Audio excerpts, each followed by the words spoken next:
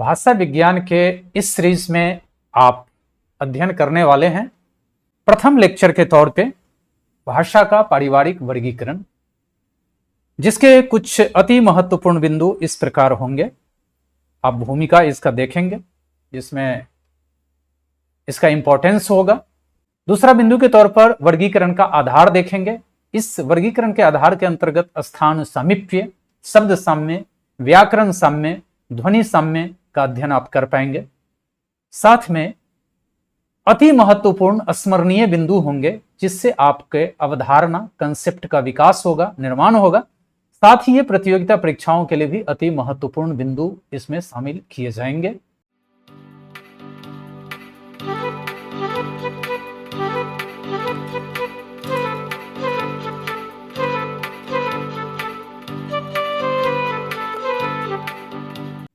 नमस्कार, मैं doctor Shambhuraya, Sanskrit era में आपका हार्दिक स्वागत है।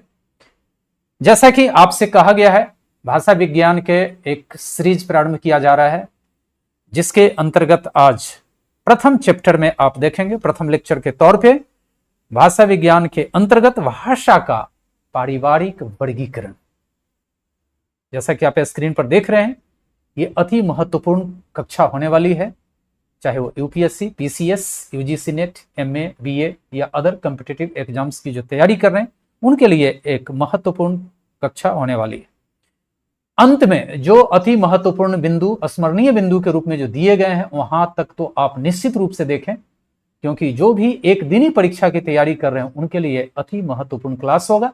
साथ में जो यूपीएससी या बीपीएससी या राज्य स्तरीय जो भी परीक्षा दे रहे हैं, जिनके पाठ्यक्रम में भाषा विज्ञान है, उनके लिए तो ये बहुत ही महत्वपूर्ण कक्षा होने वाली है।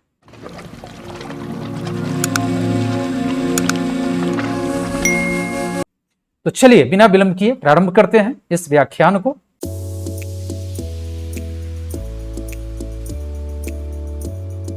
तो भूमिका के तौर पर आप देखें,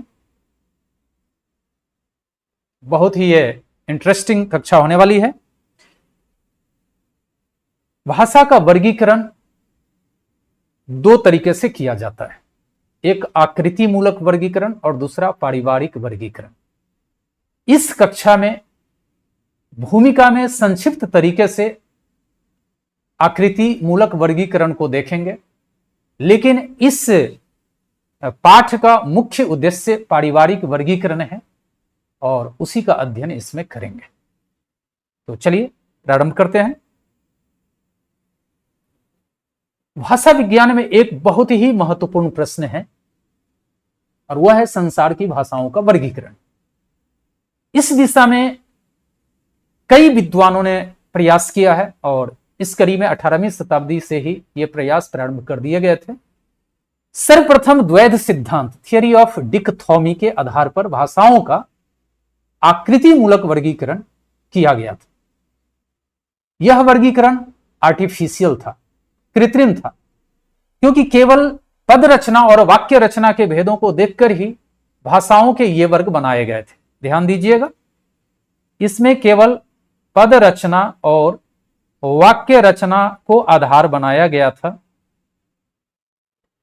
और भाषा के ये उपादान, ये कंपोनेंट्स, पद रचना और वाक्य रचना बहिरंग है, ये बाहरी है, एक्सटर्नल है। इसलिए इस वर्गीकरण पर अधिक ध्यान नहीं दिया गया। फिर भी कुछ दिनों तक इस वर्गीकरण का वर्चस्व था। इसके अंतर्गत भाषाओं को अयोगात्मक, इनऑर्गेनिक और योगात्मक, ऑर्गेनिक, इन दो रूपों में विभक्त किया गया। चीनी अयोगात्मक भाषा है, जिसमें शब्दों का रूप परिवर्तन नहीं होता है, स्थान के आधार पर शब्दों का संबंध स्थिर होता है। दूसरी ओर विश्व की अधिसंख्यक भाषाएं योगात्मक हैं, क्योंकि वहां शब्द रूप बनते हैं और शब्दों का वाक्य में विन्यास होने से, कॉन्फ़िगरेशन होने पर उनमें विकृतियों का अवकाश रहता है, मौका रहता है। परिस्थितियों के अनुसार इस वर्ग में, अर्थात आकृति मूलक वर्ग में, श्लिष्ट ऑसलिस्ट, प्रश्लिष्ट, ये 3 वर्ग किए गए। देखिए, ऑसलिस्ट, श्लिष्ट और प्रश्लिष्ट, ये 3 वर्ग किए गए हैं। किसी नई भाषा को सीखने में या उसके विश्लेषण में आकृति मूलक वर्गीकरण का बहुत इंपॉर्टेंस है। 18वीं शताब्दी के अंतिम चरण में सर विलियम जोन्स ने एशियाटिक सोसाइटी के 3य वार्षिकोत्सव के अवसर पर 2 फरवरी 1786 के दिन, ये तिथि जो है बहुत महत्वपूर्ण है, 2 फरवरी 1786 के दिन व्याख्यान देते हुए संस्कृत का पारिवारिक संबंध लैटिन, ग्रीक, केल्टिक, गोथिक तथा फारसी भाषाओं के साथ उन्होंने दिखाया और यहीं पर पारिवारिक वर्गीकरण का सूत्रपात हुआ, पारिवारिक वर्गीकरण का जन्म हुआ। इसलिए वह तिथि अति महत्वपूर्ण है। यह कल्पना होने लगी कि भाषाओं की आकृति के अतिरिक्त शब्दकोश तथा शब्दार्थ पर विचार करके उनका वर्गीकरण करना चाहिए। किन किन चीजों पर ध्यान रखना चाहिए? शब्दकोश और शब्दार्थ पर भी विचार करना चाहिए और तदनुसार भाषा का अंतरंग और बहिरंग दोनों विचारणीय है। इन सब बिंदुओं पर ध्यान देना है। आप चाहें तो इसका धीरे धीरे स्क्रीनशॉट लेते रहिए और इससे आप नोट्स जो बनाएंगे वह खास करके यूपीएससी और राज्य स्तरीय प्रतियोगिता परीक्षा के लिए ये बहुत ही ऑथेंटिक और बहुत ही सटीक सामग्री है। ये आप अंत तक देखते देखते आप समझ जाएंगे कि यहां पर कितने सटीक तरीके से बातें रखी जाती है और जो मटेरियल कितने हाई क्वालिटी का यहां पर कंटेंट्स होता है। तो कहा गया कि यह जब कल्पना होने लगी कि भाषाओं की आकृति के अलावा जो आकृति मूलक वर्गीकरण पहले से चल रहा था, उस आकृति के अतिरिक्त शब्दकोश और शब्दार्थ पर विचार करके वर्गीकरण करना चाहिए और उसी के अनुसार भाषा का अंतरंग और बहिरंग दोनों विचारणीय है। ये बातें सामने आई। आधुनिक युग में मुख्य रूप से इस पारिवारिक वर्गीकरण पर ही ध्यान दिया जाता है। आजकल पारिवारिक वर्गीकरण पर ही ज्यादा ध्यान दिया जाता है।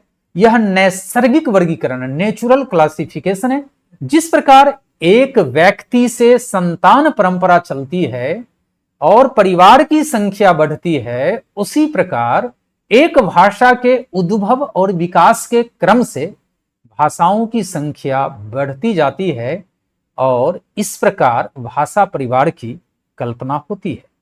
कितनी महत्वपूर्ण बातें कही गई।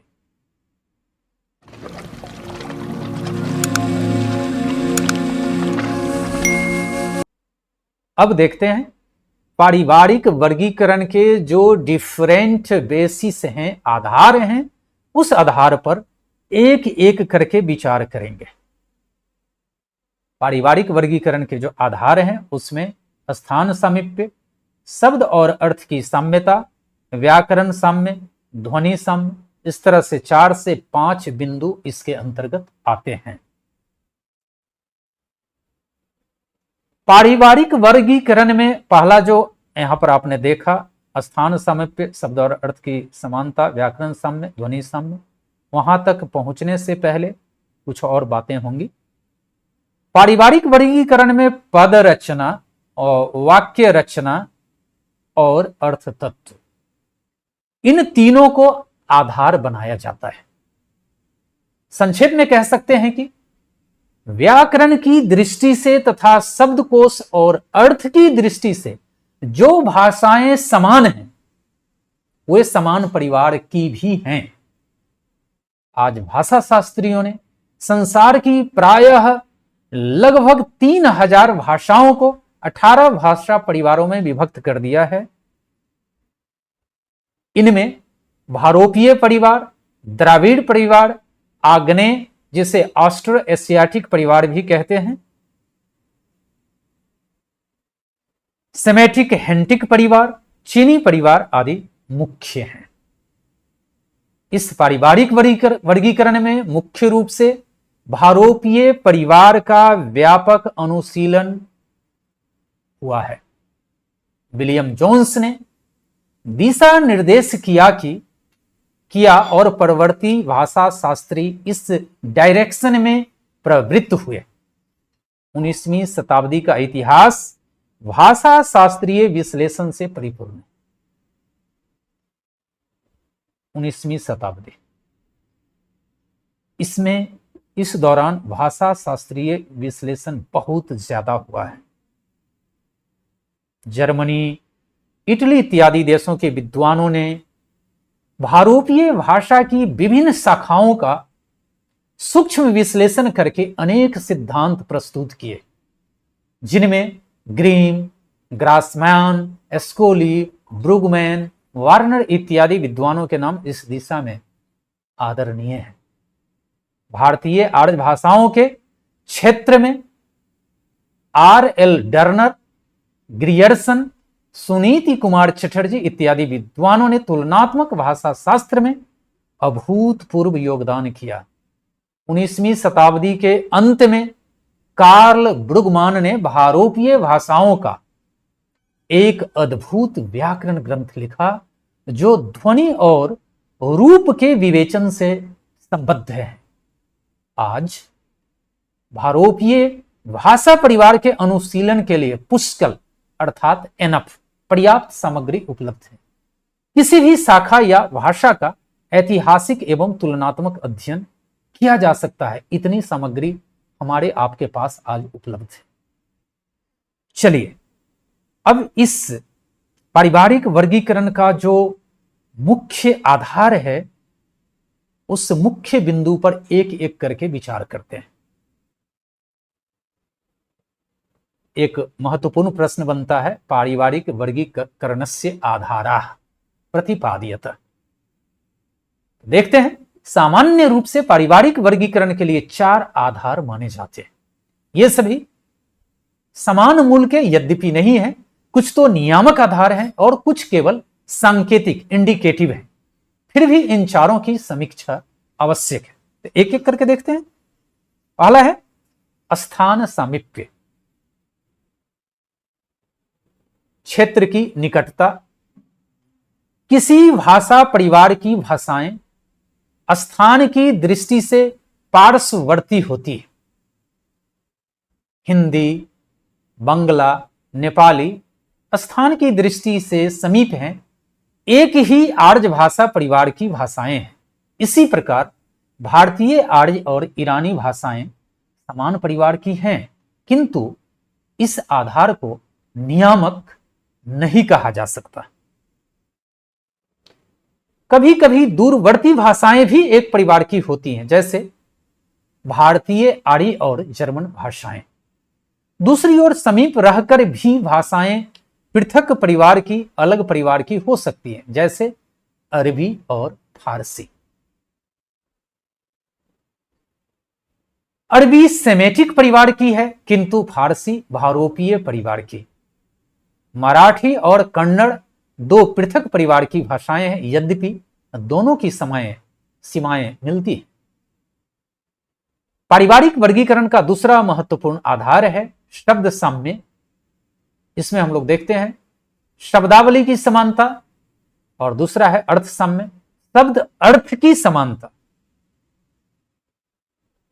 विभिन्न भाषाओं में प्रयुक्त होने वाले शब्दों की ध्वनिगत और अर्थगत समता, समानता, सिमिलरिटी उनके समान परिवार में होने का आधार कहा जाता है। ग्रीक, लैटिन, संस्कृत आदि भाषाओं के शब्दों की समानता के आधार पर भारोपीय परिवार की कल्पना हुई थी। कुछ मौलिक शब्द एक परिवार की भाषाओं में परमानेंट रह जाते हैं, अस्थायी रह जाते हैं, जैसे संबंधी वाचक मातृ, पितृ, भ्रातृ आदि शब्द संख्यावाचक, सर्वनाम प्रोनाउन, शरीरांगवाचक जैसे हस्त, मुख, पाद आदि एवं क्रियावाचक शब्द। इनकी तुलना से पारिवारिक ऐक्य की, एकता की कल्पना होती है, किंतु यहां भी सावधानी की आवश्यकता है, क्योंकि किसी भाषा में ऋण के रूप में भी दूसरे परिवार से शब्द लिए जाते हैं। जैसे आप देख सकते हैं, द्राविड़ परिवार में संस्कृत शब्द बहुत अधिक हैं जो उसके मौलिक शब्द नहीं हैं। हिंदी में राजनीतिक सांस्कृतिक कारण से अधिसंख्यक अरबी शब्द आ गए हैं, इसलिए शब्द साम्य महत्वपूर्ण कारण होने पर भी सावधानी की अपेक्षा रखता है। तीसरा और सबसे महत्वपूर्ण आधार जो पारिवारिक वर्गीकरण के हैं वह है व्याकरण साम्य। व्याकरण साम्य का तात्पर्य है पद रचना और वाक्य रचना में समानता से। पारिवारिक वर्गीकरण का सबसे मुख्य आधार इसी को माना जाता है। इस पर ऑब्जेक्टिव प्रश्न भी पूछा जाता है। तो व्याकरण साम्य के अंतर्गत पद रचना और वाक्य रचना की समानता पारिवारिक वर्गीकरण का पुष्टतम, सबसे स्ट्रांग और प्रामाणिक ऑथेंटिक आधार है। यदि कुछ भाषाओं में समान पद रचना की प्रक्रिया हो और वाक्य भी, सेंटेंस भी समान रूप से गढ़े जाते हों, बनते हों, तो उस भाषा की पारिवारिक एकता एक्सेप्टेड है, स्वीकार्य है। भारोपीय भाषा परिवार की कल्पना इसी आधार पर दृढ़ हुई थी, मजबूत हुई थी कि संस्कृत भाषा में धातु रूप और शब्द रूप की जो व्यवस्था है वही ग्रीक, लैटिन आदि प्राचीन यूरोपीय भाषाओं में भी है। फैक्ट, तथ्य यह है कि भाषा में पद रचना शैली का बहुत परिवर्तन नहीं होता, इसलिए इस आधार को अति महत्वपूर्ण आधार कहा जाता है।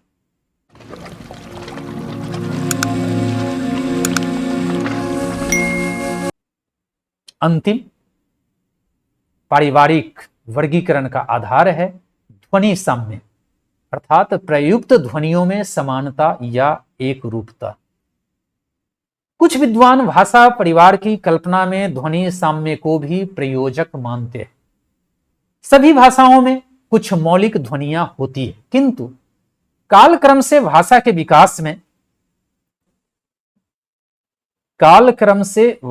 विकास में अनेक ध्वनियों का परिवर्तन हो जाता है और नई ध्वनियां भी प्रविष्ट हो जाती हैं। जैसे भारोपीय भाषा परिवार की किसी शाखा में ट वर्ग ध्वनि नहीं है, केवल संस्कृत में, फिर भी उनमें पारिवारिक एकता है। संस्कृत की कुछ ध्वनियां मध्य भारतीय आर्य भाषाओं में नहीं मिलती, जैसे री, ए, ओ, श अर्थात मूर्धन्य श इत्यादि।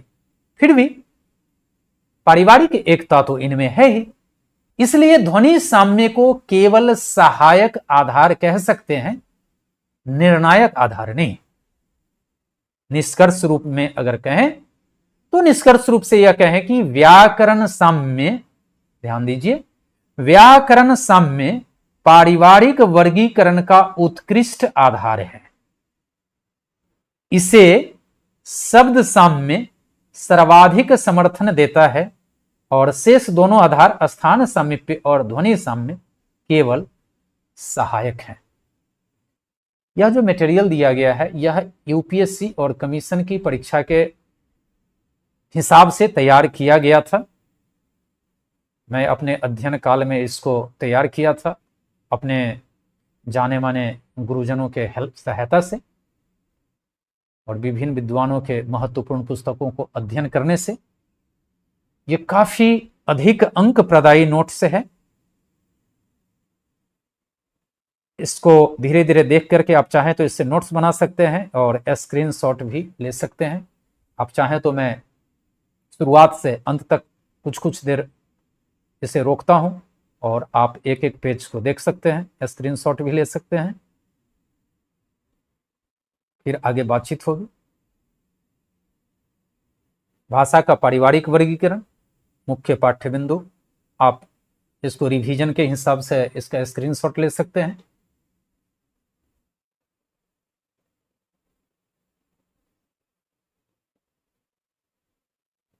इतना कर लेते जाइए।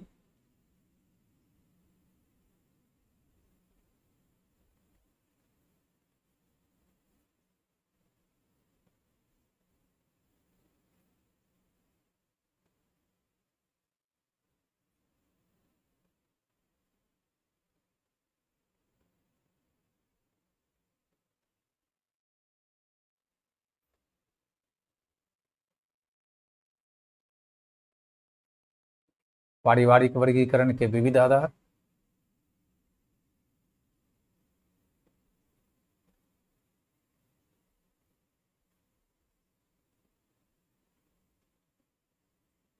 बहुमूल्य नोट्स है, प्रतियोगी परीक्षा के जो परीक्षार्थी हैं उनके काम को ये बहुत आसान बना सकता है।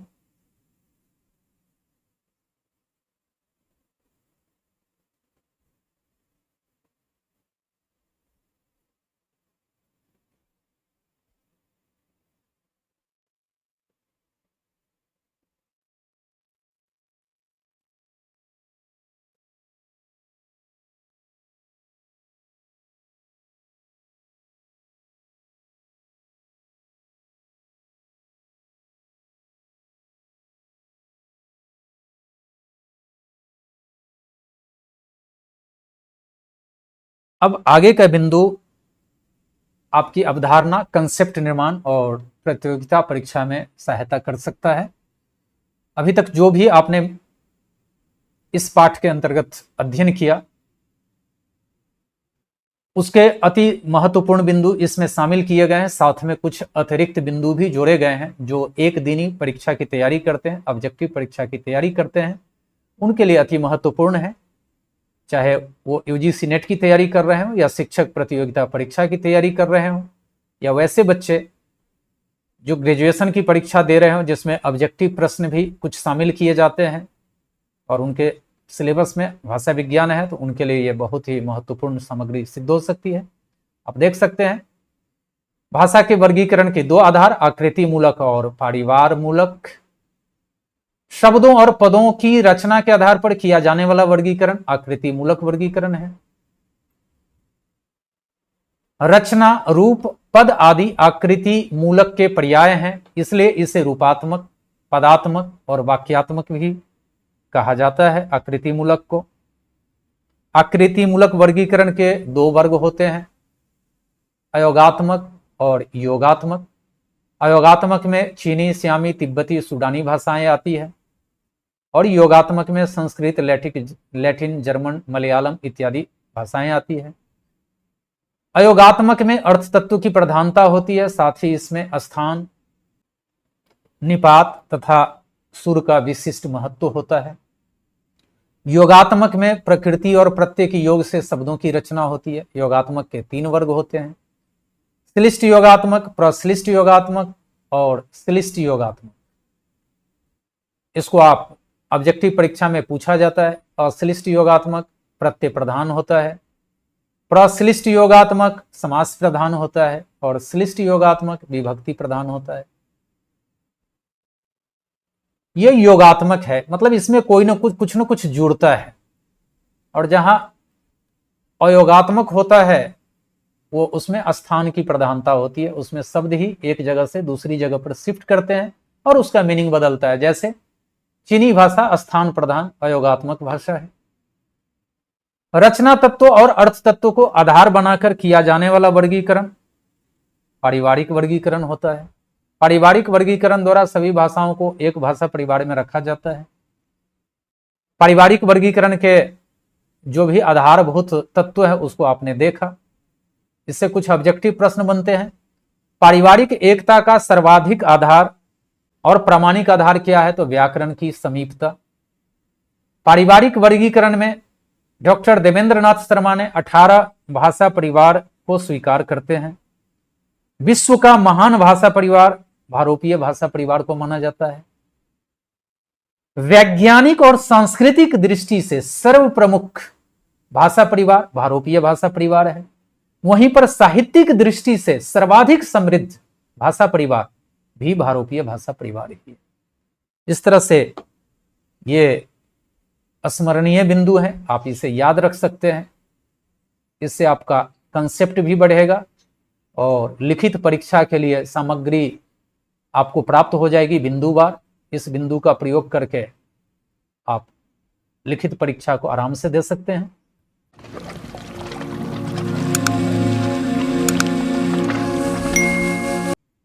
जो व्यक्ति आकृति मूलक वर्गीकरण पर और ज्यादा जानकारी प्राप्त करना चाहते हैं तो नीचे एक रेखांकन दिया हुआ है, उस रेखांकन का आप अध्ययन कर सकते हैं। आप देख सकते हैं आकृति मूलक वर्गीकरण, योगात्मक, अयोगात्मक, योगात्मक में बांटा गया है, फिर इसका योगात्मक का डिवीजन इस रूप में आपका किया गया है। भाषा के उदाहरण भी दिए गए हैं, फुर्सत के पल में आप इसे देख सकते हैं। स्क्रीनशॉट आप ले लीजिए।